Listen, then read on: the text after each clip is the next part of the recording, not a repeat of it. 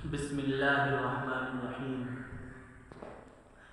الحمد للہ رب العالمین والعاقبۃ للمتقین والصلاة والسلام علی سید الانبیاء والمرسلین وعلی آلہ واصحابہ اجمعین اما بعد فاعوذ باللہ من الشیطان الرجیم بسم اللہ الرحمن الرحیم انما یخشی اللہ من عبادہ العلماء صدق اللہ مولانا العلی العظیم۔ قابل قدر اور معزز سامعین کرام،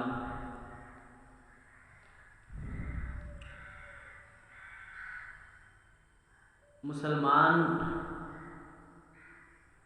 جس دور سے گزر رہا ہے یہ انتہائی نازک ترین دور ہے۔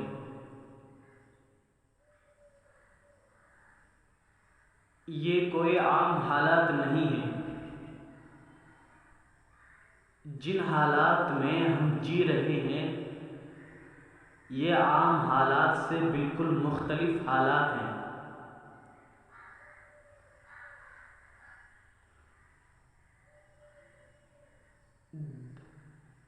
پورے عالم کے چہار جانب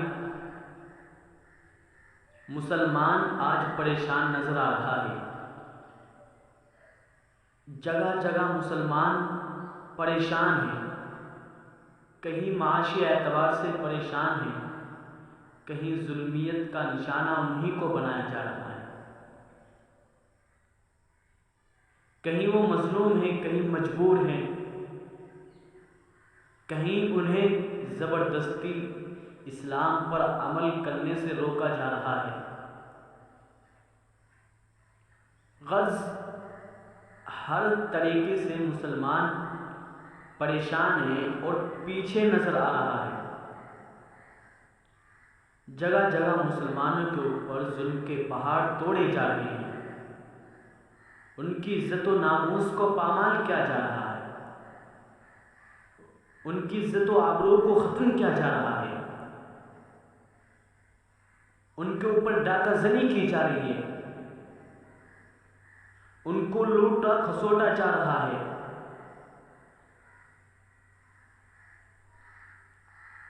اس کی وجہ کیا ہے؟ سب سے پہلے ہمیں اس کی وجہ جاننی ہے کہ اس کی وجہ ہے کیا۔ اگر دیکھا جائے پہلے زمانے کے اعتبار سے تو اس کی وجہ یہی نکلتی ہے کہ آج مسلمان اسلام سے دور ہوتا ہوا نظر آ رہا ہے۔ اس نے اسلام کو پس پشت ڈال دیا ہے۔ اکثر مسلمان کا کام اس وقت میں اسلام کے بالکل مخالف ہے، چونکہ اللہ تعالیٰ نے مسلمان کو غالب رکھنے کے لیے اسلام کو اتارا ہے کہ تم کامل اسلام پر عمل کر لو تو تم پوری دنیا میں غالب رہو گے۔ تو جب یہ بات ہے مسلمانوں کی کامیابی کا راز اسلام ہی کے اندر ہے کہ مسلمان تبھی کامیاب ہوگا جب وہ اسلام کو اپنا بالکل مکمل طور پر اپنا لے گا، اپنی مرضی کو اسلام کے آگے قربان کر دے گا، تو مسلمان کامیاب ہوگا، ورنہ مسلمان ناکام ہی ہوتا رہے گا۔ چاہے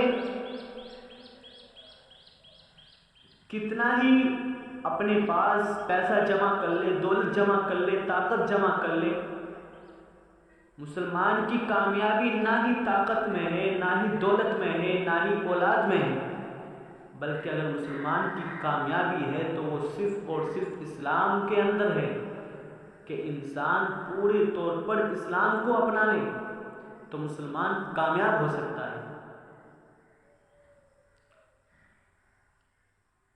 آج ہمارا رہنا سہنا بالکل شریعت کے مخالف ہو چکا ہے، اسلام کے مخالف ہے۔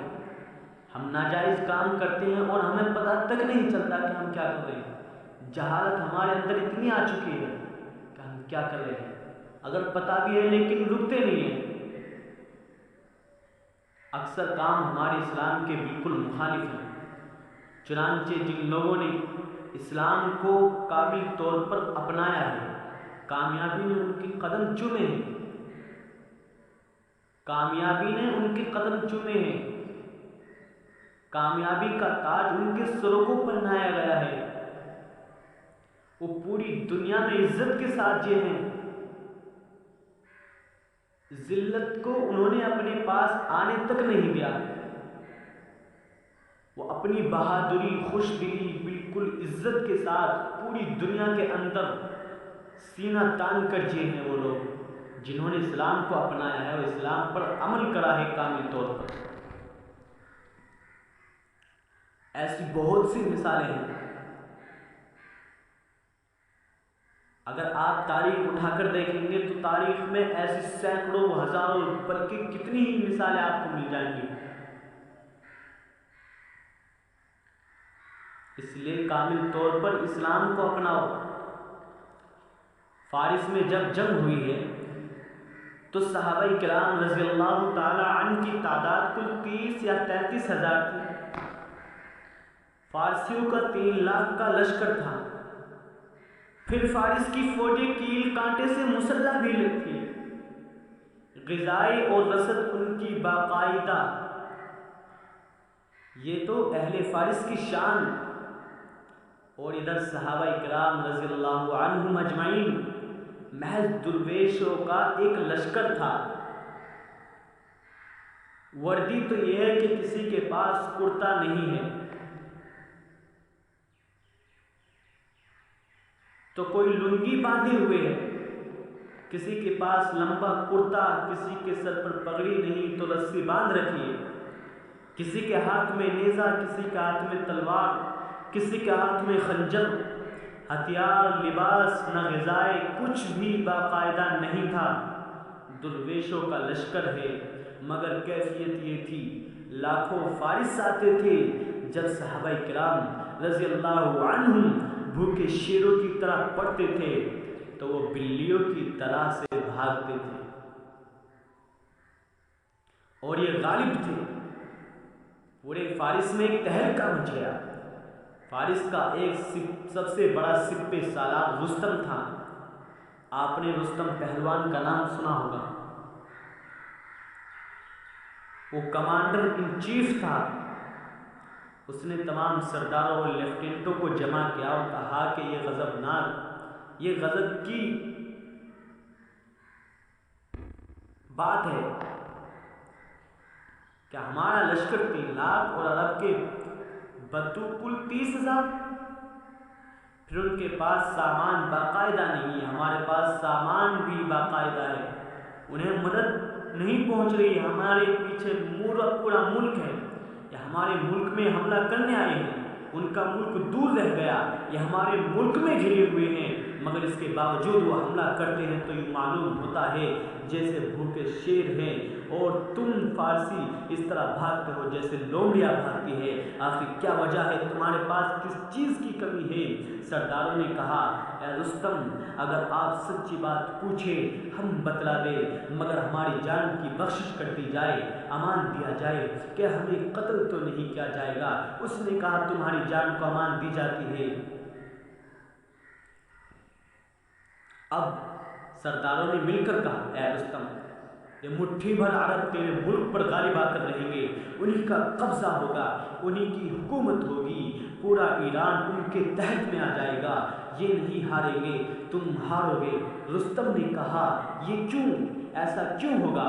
انہوں نے کہا اس کی وجہ ان کی شان ہے، ہم باللیل رہبان وبالنہار فرسان، دن بھر یہ گھوڑے کی پشت پر سوار جہاد میں مصروف ہے اور رات میں مسلح کی پشت پر سوار ہیں، اللہ کے آگے گڑ گڑاتے ہیں اور کہتے ہیں کہ اے مالک ہم نے کوئی طاقت نہیں، طاقت والا تو ہے، ہم تیرے سپاہی ہیں، اگر تو ہمیں فتح دے گا تو ہم فتح یاب ہو جائیں گے، تو ہمیں شکست دے گا شکست کھا جائیں گے، ہمارے اندر کوئی طاقت اور قوت ہے ہی نہیں، قوت و سلطنت تیری ہی ہے، قوت اور سلطنت تیری ہی ہے، تو رات بھر اللہ کے سامنے گڑ گڑاتے ہیں، عجز و نیاز سے سرزمین پر رگڑتے ہیں اور دن کو گھوڑے کی پشت پر سوار رہتے ہیں، اور ان کی کیفیت یہ ہے کہ یہ ایسے بزرگ لوگ ہیں جس گاؤں میں جاتے ہیں اگر کھیتیاں جلی ہوئی ہوتی ہے تو سرسبز ہو جاتی ہے، یہ دوسروں کی بیٹیوں کی ایسے ہی حفاظت کرتے ہیں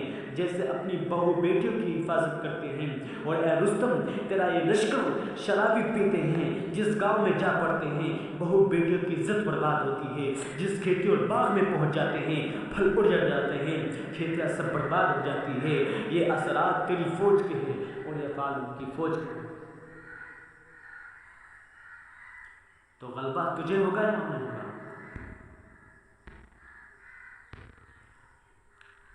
راتوں کو مسلح کی پشت پر یہ عبادت میں مصروف اور دنوں کو گھوڑے کی پشت پر سوار اللہ کے نائب بن کر یہ دنیا کی اصلاح کے در پہ، تو در حقیقت رستم اور اس کے سرداروں نے پہچانا کہ ان بزرگوں میں یہی دو چیزیں تھیں، ایک طرف یہ عبادت میں کامل اور ایک طرف خلافت میں کامل۔ اگر آج بھی مسلمان اپنے اسلام پر کامل طور پر عمل کر لے تو کامیابی انہی کے قدم چومے گی۔ وآخر دعوانا الحمدللہ۔